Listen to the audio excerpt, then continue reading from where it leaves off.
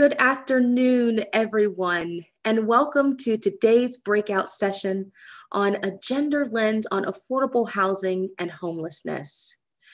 My name is Erin Barbie, and I am the Senior Vice President of Programs and Fund Development with DreamKey Partners, a developer of affordable housing and programs that focus on upward mobility. And I'm joined today by two dynamic powerhouses on this panel. First, we welcome Adrienne Threat. Adrienne is the co-founder and executive director of Hope Vibes, a nonprofit organization birthed in Charlotte, North Carolina, to serve homeless communities in this region. The mission of Hope Vibes is to develop creative exit strategies to end homelessness through direct relief, research, innovation, and advocacy. Since its inception in 2017, Hope Vibes' inaugural focus has primarily targeted hygiene and how it impacts the ability of a homeless neighbor to move into a position of life stability. Their creative research process has produced a one-of-a-kind hope tank. You might have seen it rolling around the streets of Charlotte, and the first prototypes of their solar sinks. It's pretty awesome work, all of which have been created to meet the needs of individuals who are currently living on the streets, in tent encampments, and in their cars. Adrienne and her husband, Emmanuel, and their team are already implementing their creative research process to explore non-traditional housing-first solutions to provide short-term and long-term housing to those who are currently experiencing homelessness. Adrienne, like myself, is an alumni of UNC Charlotte, class of 2006. She graduated with a bachelor's degree in English and secondary education in 2006, and then served as an educator in Union County Public Schools, teaching language arts. She later returned to UNC Charlotte, which I love, serving as an executive assistant for the Charlotte Research Institute and graduate student support specialist for the Civil and Environmental Engineering Master's Program in Infrastructure. Adrienne, welcome. Next, we welcome Dr. Lori Thomas, who explicitly told me, just call me Lori. But for the purposes of her introduction, we'll stick with Dr. Thomas. Dr. Thomas is the Director of Research and Faculty Engagement at the UNC Charlotte Urban Institute, where she also serves as the Executive Director for the Institute of Social Capital, an integrated community data system. Dr. Thomas is an Associate Professor of Social Work in the College of Human and Health and Human Services. She completed her MSW and PhD in Social Work at Virginia Commonwealth University. Her scholarship interests include programmatic and systematic responses to homelessness and housing instability across the lifespan, particularly among older adults, which is a passion of mine, and those with health and mental health disorders. Her research and community engagement is informed by over 15 years of practiced experience in affordable housing, community development, and homelessness. She recently completed an extensive evaluation of Housing First Charlotte-Mecklenburg, Charlotte's effort to end chronic homelessness, and is extensively engaged in community efforts to address homelessness in Charlotte. Lori, welcome. Now, didn't I tell you all that we had two powerhouses with us today? I wasn't lying. I'm so excited about this conversation. But before we dive in, let's talk about what you can expect in today's conversation. We will discuss housing and homelessness through the lens of women and girls. You will hear about data, the impact of the pandemic, what's working, what's not working, and how we move forward. Again, thank you for joining us for this conversation today. Let's begin. Lori, I'm going to turn it to you to help frame this for us.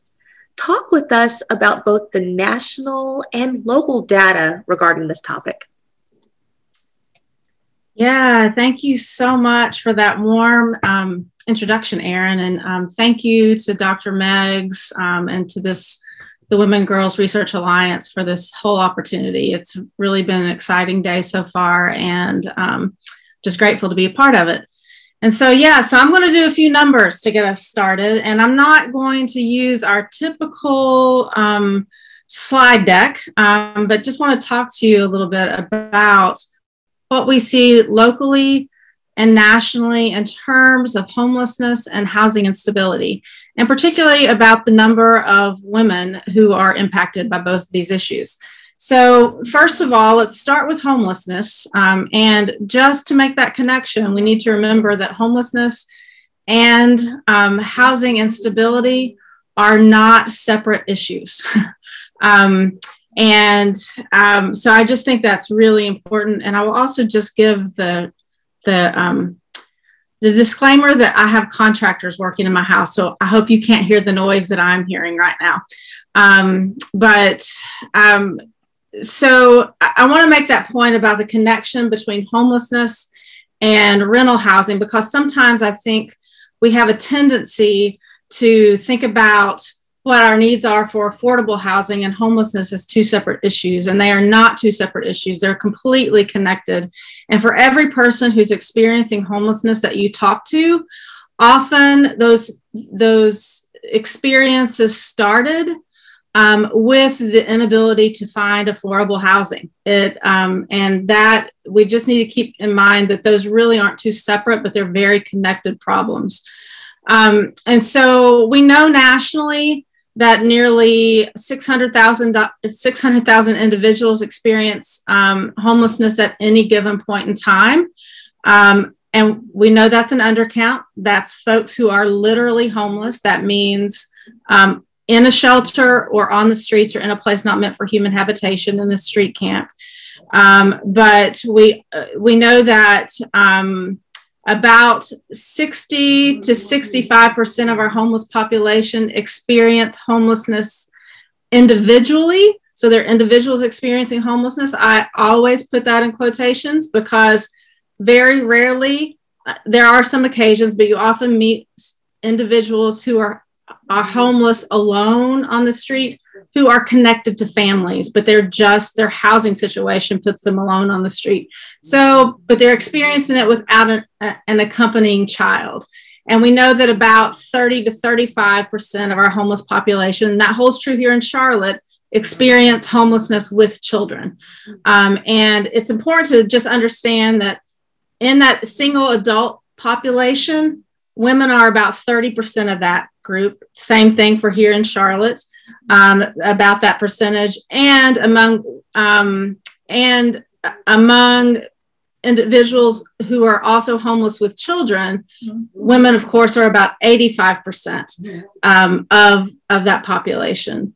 And I think another important thing that I want to connect throughout this conversation about numbers is the intersectional nature and need to have an intersectional conversation here, because nationally our homeless population is disproportionately people of color, particularly Black and Indigenous people, and you really can't tease apart the experience of being Black and gender, because they both really mutually inform each other in terms of how folks, the various paths into homelessness, and particularly the role of systemic racism in that. Locally, we know that we have this great new number that helps us really get a better sense of, on a monthly basis, how many people are actively in our homeless system. And we know this is an undercount too, because this isn't counting folks in hotels. It's not counting people who are doubled up with family and friends. But we know that I think this was at the end of January, 3,022 individuals were experiencing homelessness. Those are the folks in coordinated entry, emergency shelter, transitional housing, outreach, and any kind of rapid rehousing prior to moving in to housing. And so we know that we had 363 households with children. And so again, think about 85% of those households are headed by single women. 1,830 single individuals, and we know about 30% of those folks are are women who are experiencing homelessness. And we also had about 86 unaccompanied youth between the ages of 18 and 24. And so we know that half of those folks identify as women. And just generally, women are approximately 35 to 40% of our overall homeless population. And importantly here, again, back to that intersectional conversation, Black or African-American individuals are 79% of the homeless population in Mecklenburg County, while locally only 35% of the overall population. Again, the role of systemic racism can't be disentangled from the other, from the gender issues that we're talking about today. If we then move on to thinking about what does housing instability look like here in our area, we know that prior to COVID, so our numbers are right before COVID, we had about 82,000 Mecklenburg County renter residents who were cost burdened, meaning they spent more than 30% of their income on rent. And we had nearly 37,000 renter residents who were severely cost burdened, meaning they spent more than 50% of their income on rent. So we know that the less money you make, obviously, the more cost burdened you are. So if you're earning below $20,000, 91% of those renters were spending more than 30% of their income on rent. But what we've really even seen in the past 8 to 10 years is even those spending who earn between $35,000 and $50,000 spending more than 30% on their rent. And that nearly doubled in the past 8-10 years. We know that there were, in 2020, there were 25,632 formal evictions filed in Mecklenburg County. And of those, 13,000 were granted.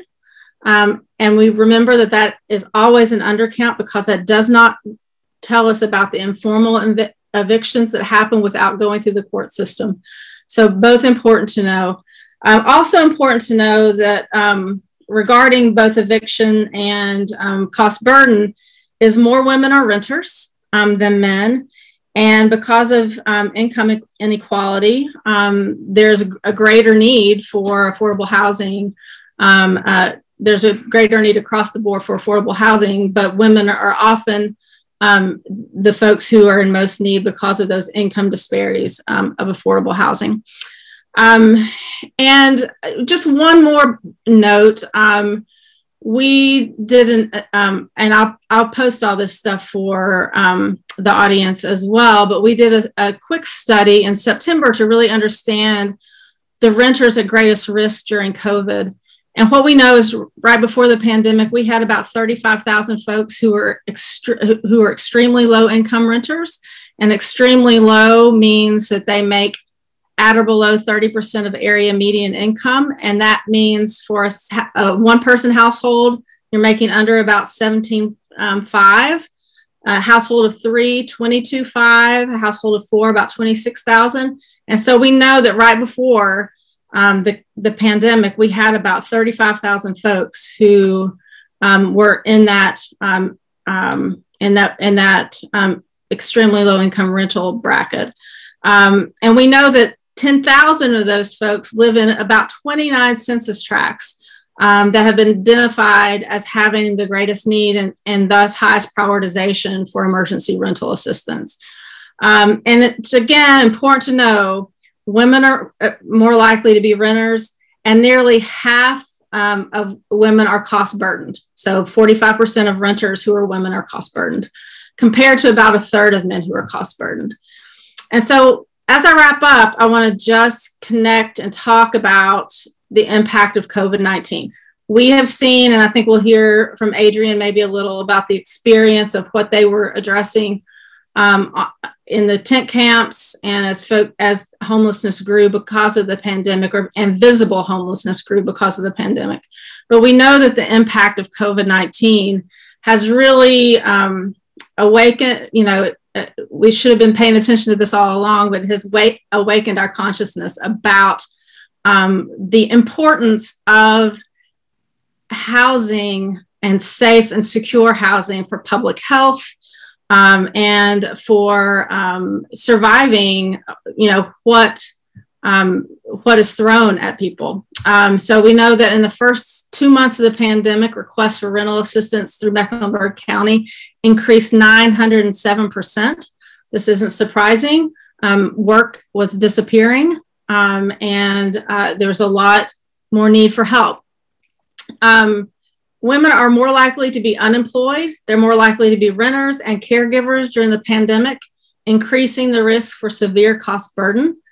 And a most recent census pulse survey, to just bring this back around to the intersection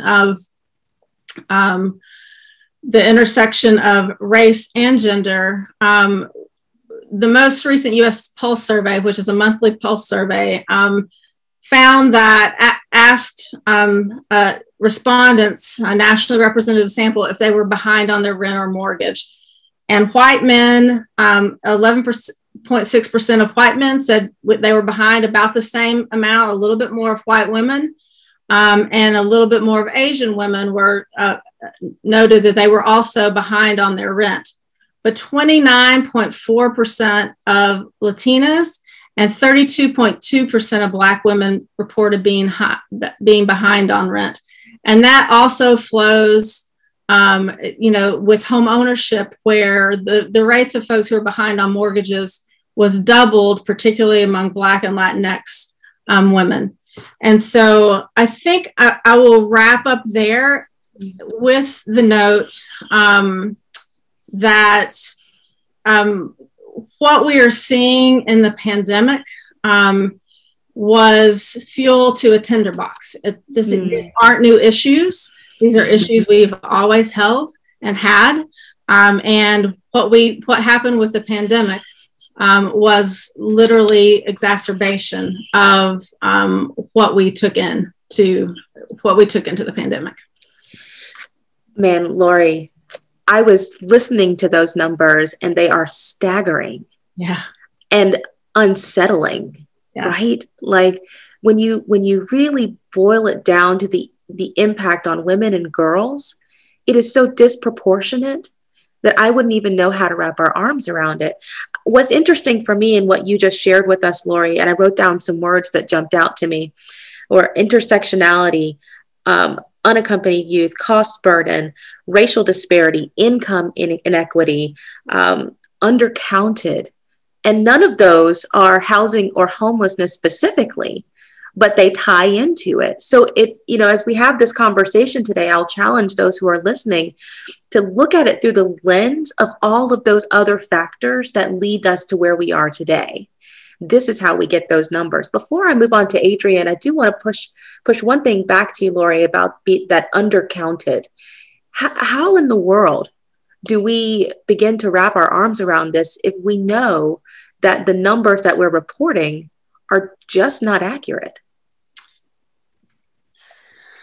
So yeah, that you're right. One of the things I will note is they are accurate for what we're counting, right? So I think for folks who are in shelter, we know that that's an accurate count. But it is part of the difficulty of just getting a good number of people who are doubled up and with friends and family, and also with hotels. It's really kind of just difficult to figure out how to count that. But there are some estimates that help us get there. And I don't want us to get too overwhelmed with having to have the right count to get started on the work. Okay. And because I think the work that we know to fix this, and we know the expression, for example, Dream Key Partners got a really great expression of what the need was with the work that you all have done with rental assistance, right? So, and you could even share some of the numbers because I think they were staggering to me, the kind of requests that you all got. That gives us a sense of what we need.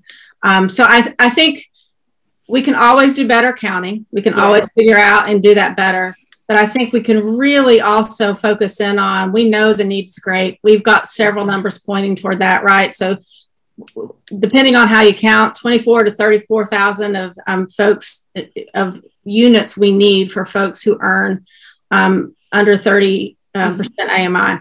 So we know we need to get busy, but to your point, we can always do better. We can always learn more, but yeah.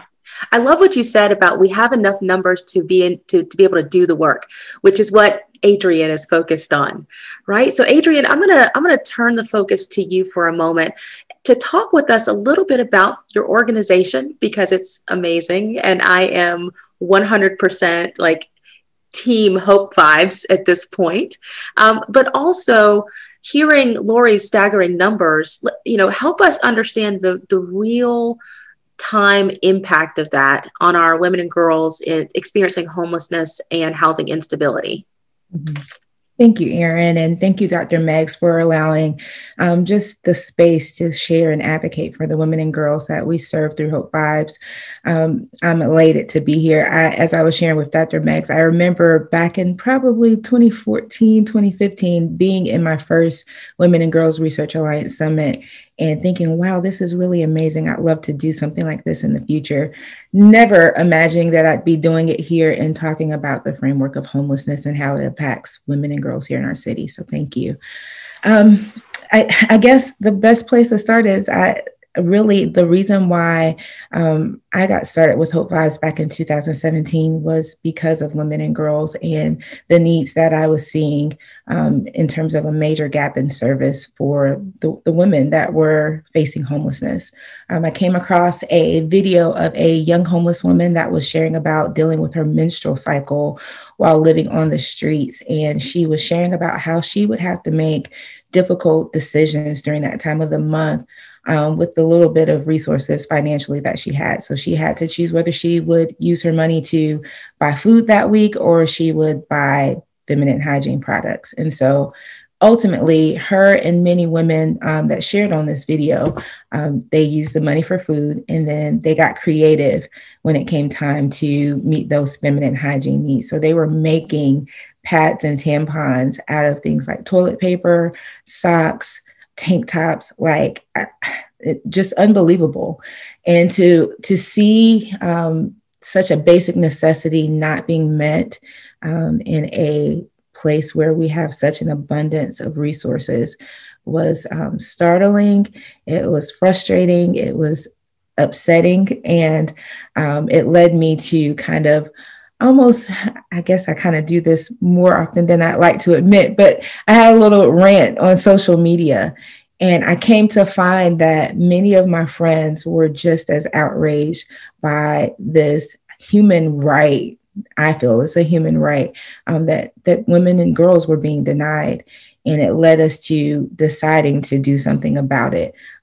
Again, I think my friends kind of decided for me initially because as people began to comment, they were inviting themselves into going to the streets with me. And I made it very clear that I had not had any intention of going on the streets. Right. And people began to volunteer to bring me hygiene products to serve women and girls. And I was like, but I'm not planning on doing anything.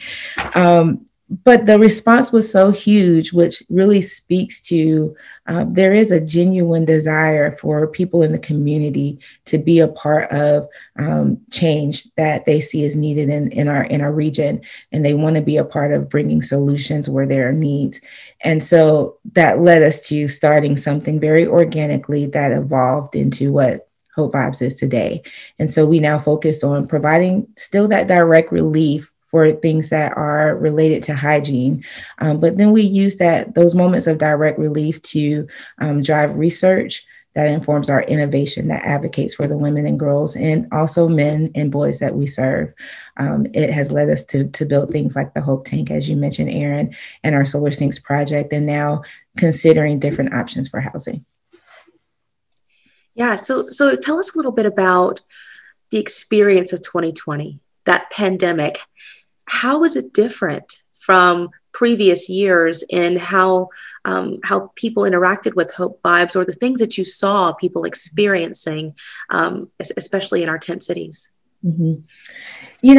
I always tell people that the pandemic really the people that were on the streets, they were already experiencing many of the difficulties that now the larger community is now facing. I think for the homeless community, it just amplified what they were already experiencing, and it took it up a notch. I wrote an article recently, and one of the things that I really wanted to bring out to my readers was that homelessness was present, difficulties were there, but the pandemic just made it more visible. And so for women and girls, I just, I think about the statistic that Lori brought out about the number of households with children that are facing homelessness, and how 85% of those households are led by women. That was one of the most startling things to have to see face to face as we serve on the streets on a weekly basis. Just thinking about how those 80%, 85% of households that are led by women, those women are facing the challenges of being not only a woman, but also being a parent, and then also being the head of a household, while also simultaneously dealing with navigating through homelessness and the pandemic. Like, that is a lot of weight to shoulder. And so when I look at the women that we serve, it's been hard. And it's almost like when you already have the unsurmountable barriers to exit out of the cycle of homelessness already as it is, and then you add on the struggles of a pandemic, like it sometimes presents this sense of like hopelessness. And so I don't know, I feel like I think that as we continue to have the conversation surrounding just the everyday issues that homeless women experiencing homelessness face, we're able to see how it really is a dual pandemic for them. They're fighting through these challenges all at the same time. I like the way that you said a dual pandemic, because while COVID-19 may come to some sort of close where we feel like we've gotten back to normalcy, there's this other pandemic that started well before and seems to be wanting to go well after. When Lori was mentioning about the Dream Key Partners program for emergency assistance, and last year was really tough. We administered over $18 million of assistance to people, and we received over 16,000 applications in 2020. And of those 16,000 applications, over 60% were from women. And of that 60%, over 70% were of a single household, meaning that woman was leading it all, to your point, Adrienne, shouldering everything. So there are those that were experiencing homelessness who might have been living on the streets, but those who were facing homelessness also. I think the hardest part was to hear about the children that they were caring for, to your point, to say, how can my child do virtual learning if they don't have a place to virtually learn? How can I teach my child when I may not even be able to keep a roof over their head? I mean, this pandemic has been just gut-wrenching. But one of the things that you mentioned, Adrienne, was people want to be a part of the solutions.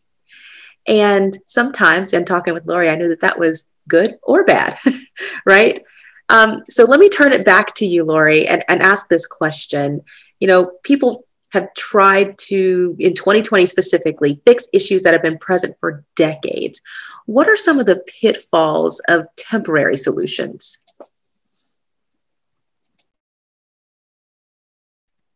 Yeah. And, I think one of the things I really want to distinguish, because I think what we are dealing with is the outcome of years of systemic problems, particularly systemic racial inequity playing out in our housing. And so that doesn't just happen, right? So there's a systemic fix that needs to happen. But one of the things that I think is so important here, particularly after hearing Adrienne talk about all of this work, and that people do want to do something, right? You want to be immediately involved in alleviating suffering, is those two things do not have to be diametrically opposed to each other. We can we can meet the immediate needs that have been created by systemic problems and address the systemic issues too. This is not an either or. And I think sometimes in our conversation about solutions, we think we have to choose a side.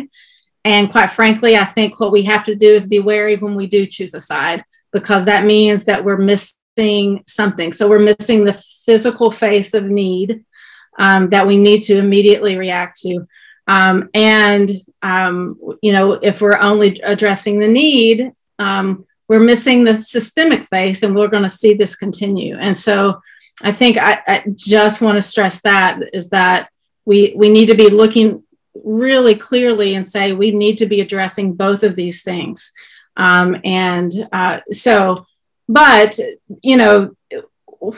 What we create when we only do a temporary fix is we create systems that manage problems and don't try to fix them and don't end them. And so when we talk about this language a lot in homelessness about for many years, we were creating a system. And again, I want to keep coming back to the fact that I always advocate that you don't let someone suffer, that we do not let people suffer in the systems we've created for them to be in. We do not let them suffer. At the same time, our solution for so long to ending homelessness was a bed in a temporary shelter. It was not permanent. It did not address the underlying racial and gender disparities, racial disparities in housing that we know and in pay, gender disparities in pay, all of these things that create this perfect storm of need. It did not address those. And so as more and more supports were pulled out of a number of government programs that used to keep people afloat to some extent, and as those were changed and defunded over time, we never addressed the issues that those were even trying to address to some level. And so we end up creating a really expensive way to manage but not address and end a problem. And so a lot of the focus now on affordable housing and getting people into housing as quickly as we can and giving them whatever support they need to stay in it is really more focus on, addressing that, ensuring that we have the right number of units that people can afford and the income that people can, that they can afford it, are the other systemic pieces. And again, that underlying structural piece of systemic racism that underlies our entire housing system. Yeah, thank you for that. I wrote down a quote that I think I'm going to just keep on moving forward. It says that we have created a system that manages problems. And to me, that is so powerful because we do put Band-Aid solutions in places, sometimes because we have to, but other times it was because it felt like there was no other solution, right? But what we do know is that in order to get to solutions, you can't do it by yourself. And Adrienne, I want to turn this to you. Let's talk a little bit about partnerships because we can't silo ourselves. Talk to me about your approach to that. So it's been great to see, especially during the time when we've seen people being transitioned out of the tent camp community. There have been so many people as far as community citizens that are rising to the surface to be of support to people in need, but then also grassroots organizations and then the larger agencies. Everyone is hands on deck and it's been so essential. And I think that's so important because there are so many different aspects of what women and girls are facing during this time as they navigate through homelessness that it takes more than just one organization to make that happen, to really meet the needs that are present, that are surfacing more and more. And even as we continue to talk about just the pressure of women and girls who are experiencing homelessness, some of the things that they are facing that really stand out to me beyond just the aspect of homelessness is the issues of shame, the issues of stigma of inadequacy as a mother, and then also the struggle just to overcome. Those things are elements that carry on through their transition out of homelessness. And so that means that my organization isn't equipped to deal with the aspect of the trauma that women and girls have faced and are facing when they are experiencing homelessness. So that takes the wraparound services that are provided by county agencies, by nonprofit organizations to really meet all of those needs. You have great big name players that are doing major things for the community, like Roof Above. You've got smaller organizations there's a new one that I just found out about. It's called Home Again. They're building these smaller homes to meet the needs of people who can't get into the traditional housing. And I think it's so wonderful because there isn't a one size fit all solution for every person, every woman that's experiencing homelessness. And so it gives another option with low barriers for people to be able to transition back into this place of independence. Because it's hard. Like you think as women who do live in houses, right? We need our tribe. Community is so important. And so these women and girls are no different. And so I think that the different organizations being able to work together, put egos aside and territorialism aside to really address the needs is huge here in our city and really nationwide. You are absolutely right. I think that 2020 showed us that the concept of collective impact is real and can happen in Charlotte, North Carolina. For Dream Key Partners, we had some significant partnerships to help get us through the rental assistance, right? We had Crisis Assistance Ministry and we had Social Serve. And these are organizations that haven't traditionally worked together in this way. And to your examples, Adrienne, we have to have people who are thinking about the other sides of it. So housing, mental health, healthcare, how do we put all that together to really be holistic about the approach? And I love what you said about how we need to be thinking about those things and acting on it. So I want to switch gears for just a moment, and it might be a little bit in the political realm, but Lori, we're gonna talk for a moment. For you all that are watching, Lori and I had a robust conversation about the 2040 plan, and it absolutely impacts all people, but specifically those who are experiencing homelessness and those who are experiencing housing instability and our women and girls. So there's been some contention specifically around single family zoning. And Lori, you said you wanted to share a few thoughts. So I'm going to turn it over to you just to talk a little bit about that. Yeah. And, I've just been thinking about this all week since the city council meeting last week, and just thinking about, and really, again, back to this importance of connecting what we're doing about housing to homelessness. We cannot solve homelessness in this community unless we have housing available for people to move into. So that has been part of what has been kind of animating my thoughts lately. But, I heard the reaction to the city council meeting. I will say I did not watch it, but watched parts of it afterwards. And I couldn't help but think of all the places that I have lived. And I will say all the places that I have lived as a white woman. And so I'm just going to tell you what they are quickly. But growing up, I lived in a small single family home that was government worker housing for the Manhattan Project in Oak Ridge, Tennessee. That was where I first lived. We moved to a mobile home. My family then built my dad built our own house outside of Knoxville. We then moved to my great-grandparents' farm. So four different housing opportunities that allowed my family to get economic footing, be housed while my family was, building our own financial stability, right? As an individual going out on my own, I had at least 8 different kinds of housing that I've lived in. I've lived in a quadplex here as soon as I moved to Charlotte because I had school loans and I was a new professor paying school loans. I've lived in shared housing. I have rented a home. I have bought a home.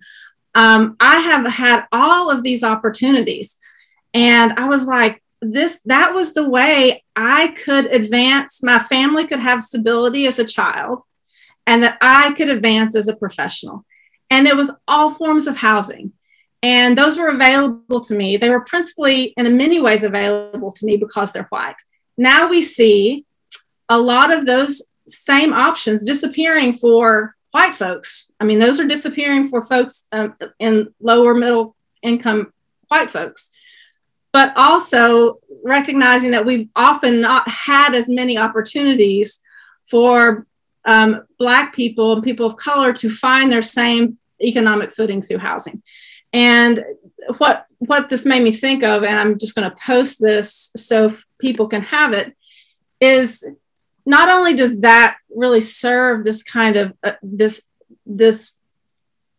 pathway for folks to gain footing, to have different kinds of housing and different housing diversity at each step, it also creates a system that as a whole prevents homelessness, right? And so I put this City Lab, it's really almost like a visual story into the panel, into the chat, because I think it's so powerful. And we know that there are some things that we wanted to get rid of. It's in terms of substandard housing for a while, like SROs and flop houses. But what we saw in the rise of the single family, the kind of the prize of the single family zoning, the single family communities, was the diminishment of other forms of housing. And as those other forms of housing have gone away, and as our incomes have not kept up to afford single family homes, we've created, again, this tinderbox that was just waiting to be lit. It was probably already lit, Adrienne, to your point. People are already living this. And so, I think we need to look at the 2040 plan as absolutely connected to homelessness and absolutely connected to women's experience. And that housing diversity is super important of creating a Charlotte that prevents homelessness and gets people opportunities to stabilize themselves at all points. So I'll get off my soapbox at this point. Not a soapbox. What I heard was opportunity and diversity in housing. When we were talking last week and you were telling me about the different places that you lived, it helped me to reflect on my own journey. As a child, I lived in a duplex. I lived in an apartment. I lived in a house. I lived in my grandmother's house. And you're absolutely right. And for my family, my mother experienced housing instability, but as a child, I didn't know it because that's how awesome moms are, right? They will be strong and will not let you know that there's hard times at times. But if it weren't for the opportunity of the different kinds of housing, I might even be in a different situation. But let's say everything goes to plan. We are creating housing diversity. One of the things that I think we talked about a little bit, and Adrienne, I'm going to point this to you, is that we still need resources. People still need to have access to things that why your organization was built, basic needs at times. So I'd love to hear your thoughts around services and resources that need to be provided, even though housing is there. Yeah, I kind of jumped into it in the last question. But definitely those things like social work, therapy, nurses, psychiatrists, when you think about some of the things that are happening in transitional housing, whether that's in a shelter or in a tent, there are things that are beyond what the average person would even imagine is happening. And I won't belabor the time to go into some of those things. Could get me in trouble. But they are the things that they are facing is, it's really hard to hear firsthand, because I am hearing firsthand the stories of what women and girls are having to endure. And it's important to note that even after we get those women and girls into stable housing scenarios, the services and the support can't stop there. There is no quick fix, and they need the long-term support. And I think that one of the main elements that has to be present is genuine relationships being cultivated with those providing the services. These women and girls have to be more than just a number. And I think that that is one of the means by which my organization has been able to find success in building trust capital with the people we serve, is because we're having conversations with no strings attached, and we're genuinely interested in where they are and where they want to go. And so I think that having that compassion and empathy, while that's not considered a like support service, I think it absolutely is in the long run, and really seeing people transition into that place where we want to see them go to. I love what you said about trust capital. I think that, and I'm a victim of this as well, that people will make assumptions about what people need. Mm-hmm. That we will think about our homeless neighbors and say, oh, I need to go out and get this and do this for them. And what you're saying is we need to solve this problem in a with kind of scenario. Mm-hmm. Talk to people, get to know them, understand what their plight is. I think more often we could have the people who are directly impacted at the table to have the conversation. Mm-hmm. And I think at times we are notorious for doing for and not doing with. Mm-hmm. Laura, you came off mute. You wanted to comment on that. I just want to say that no strings attached is so incredibly important, that the trust capital that you were just talking about. And I think that's an important point to understand, because wraparound services are important, but it starts with what the person wants to do. Mm-hmm. And we have to think about how this has played in to a legacy of inequity. And racial inequity in particular is that other people knowing what someone needs to do in order to deserve housing. So we really did have this kind of step up model, is you show me that you're going to do what I tell you to do, and then we'll get you into housing. It really is this kind of assumption of this kind of accountability, and not that all accountability is bad, but it's just this really kind of, there were strings attached. You know, mm-hmm. If you want to get housing, and it's very, I just think that piece is hugely important. It often gets lost in the discussion about housing first, because people focus in on the housing, yes. But how the services are provided is so incredibly key to that whole innovation of why it works, starting with people. What do they need? What do you need to keep in housing, to get into housing and to stay in housing, and let me help you do that, versus us suggesting and often assuming that, for example, you know, and when I started this work many years ago, there were required parenting classes at so many shelters. And it's just, to me, that was just such a travesty. I was like, a lot of people would like parenting classes. If I was a parent, I would really want parenting classes. However, to assume that a person's not doing parenting well because they're living in a shelter, or that they would actually have time to do a parenting class. So we really had these kind of cookie cutter things that people had to do. Mm-hmm. And I think that, you know, no strings attached, and starting with the relationship piece and going from there with support services versus coming in with thinking what you know what those things are, and making people do them in order to get their housing. Huge. You'll often find that there are needs that maybe the people in authority would not have thought of. I yes. spoke with a lady just this past Saturday. She was formerly a resident of the area known as Tent City. She opted not to accept the housing that was made available through the shelter motels, because she felt like that wasn't going to be a good environment for her to thrive. So she found another location, another tent community to reside in. And she actually was featured recently in the Queen City Nerve.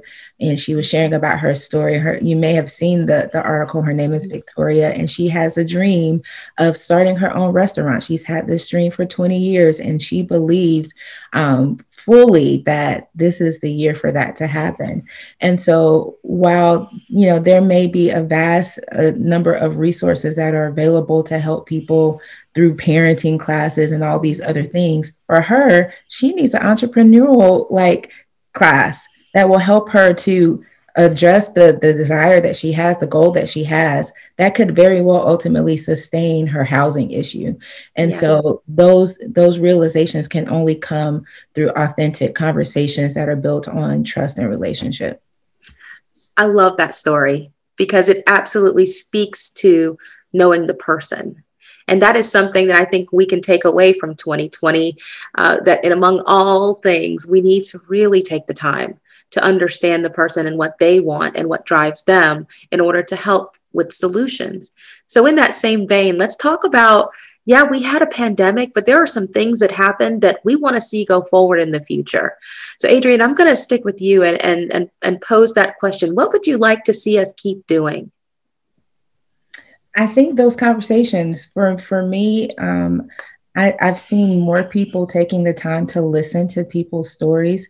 And I think that that's essential, especially when we're talking about women and girls. So often we are silenced, and even more so when women and girls are deemed as less than because they don't have a home. And so I feel like we need to listen to women and girls who are experiencing homelessness.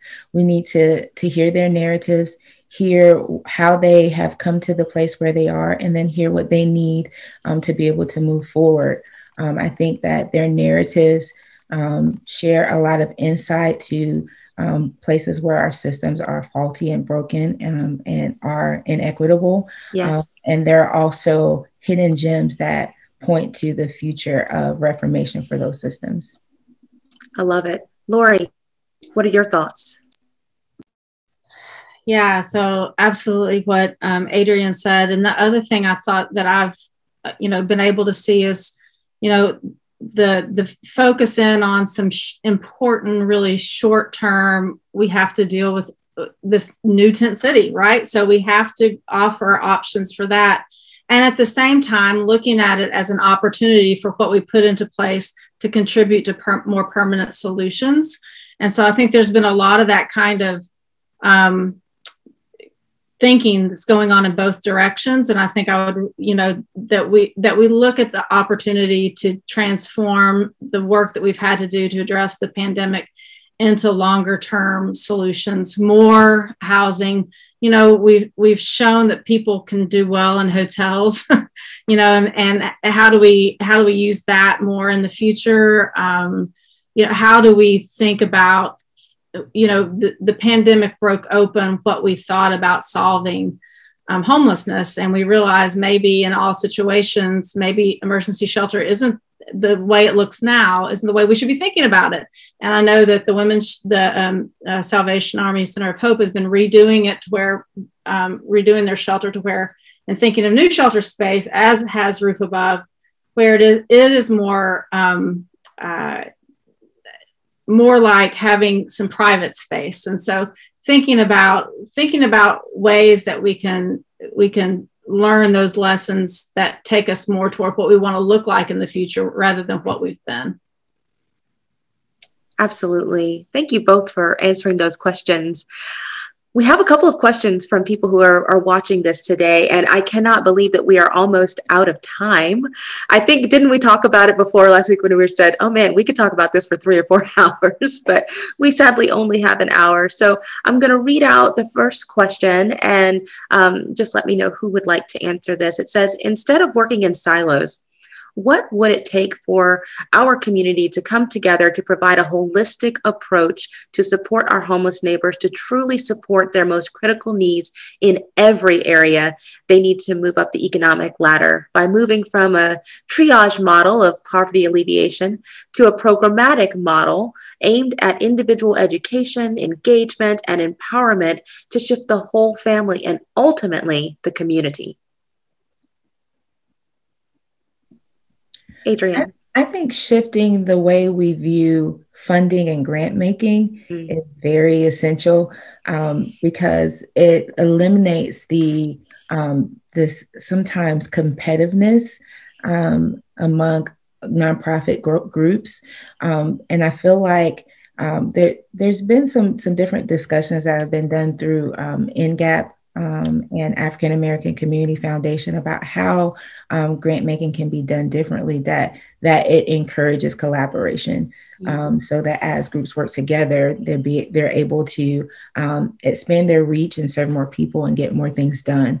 I think that that coupled with like minimizing our pride, like the bad form of pride, that keeps us from not being able to acknowledge when we don't know the answer, right? Mm-hmm. And not being able to own it when we mess up, and not being able to ask for help. Like I think that like elevating the aspect of being able to see where problems are, see when we don't have the solutions, and being willing to work together. Like part of the major thing is just that willingness, and stripping away that competitive nature, the territorial nature when it comes to dealing with certain aspects of social justice, because I do view this as a social justice issue.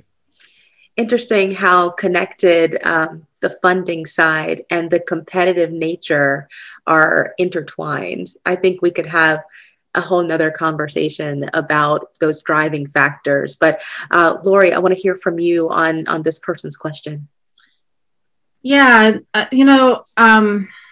one of the things I would add is, the problem of homelessness, of housing instability, of racism and gender oppression that undergirds all of these issues that we're talking about. Mm-hmm. Those are not siloed, but we often report of them as siloed. So we need to think about the way we're reporting and thinking about the problems we're talking about. So that comes down to a lot of the work that the Institute for Social Capital that I run, we're trying to do. We're actually trying to link data across systems to understand that, someone in a school system could be connected to the homeless services community, could be connected to DSS, and understand what are the opportunities for us to work better. So we really, from soup to nuts, from funding structure to the way we understand and think about our problems through data, instead of looking at just program outcomes, looking at system outcomes and how we're doing. I think all of that is really important. I think, and I do love the idea of engagement, empowerment, and that kind of shift for everyone. I do think individual education only gets us so far with the kind of struggles. We really do have to do systems change work. We have to get to we want enough housing to prevent tent city, to prevent the 3,022 people at one time in January, then we have to do the systems change work to get enough affordable housing to do this, to prevent it, to house folks. So I think it's both and from the individual level to the systems level. We have to be thinking of the whole. Yeah, I love that you said both and. I think that we have got to continue to be in a both and space. Yes. It's not either or. It's got to be both and in order for us to make progress. So we have just a couple minutes left. I mean, I can't believe we're already here. So if you all could tell us quickly, how can people get connected to your work, and what's the best means for them to do that? So Adrienne, I'll start with you. Sure. You can learn more information and get connected with the work that I'm doing with Hope Vibes through our website at www.hopevibes.org. We're also on major social media platforms like Facebook, Instagram, Snapchat, TikTok, Twitter, LinkedIn. All of it is at Hope Vibes CLT. Find us. We're always talking about stuff and giving ways to get involved. I encourage people to become informed through volunteering. Like as I've mentioned, one of our major key components is building relationships through conversation. And that's one of the best ways that you can get informed, not just by research that you've heard other people share, but by actually engaging face to face with people who are experiencing homelessness and hearing them tell their story. And then beyond that, becoming an informant, like be a voice. Yes. As you hear about the things that other people are experiencing, you will influence to advocate for women and girls. And then finally, just share and be willing to give into different efforts and initiatives that are doing the work. Thank you so much. Lori, in 10 seconds, tell us how can people get engaged in your work? Take a look in the chat box. I posted a couple of different resources. And I'm always happy to talk to folks about this. And so, yeah, that's good. Thank you, Lori. This was a fantastic conversation today. We thank you all for attending our breakout session and talking about the impact of homelessness and housing instability on our girls and women in our community. We also thank UNC Charlotte for bringing this summit forward, and especially Dr. Meggs for working with us and making sure that this topic was a priority. We wish you all a wonderful remainder of the summit and a wonderful week. Have a great day. Goodbye.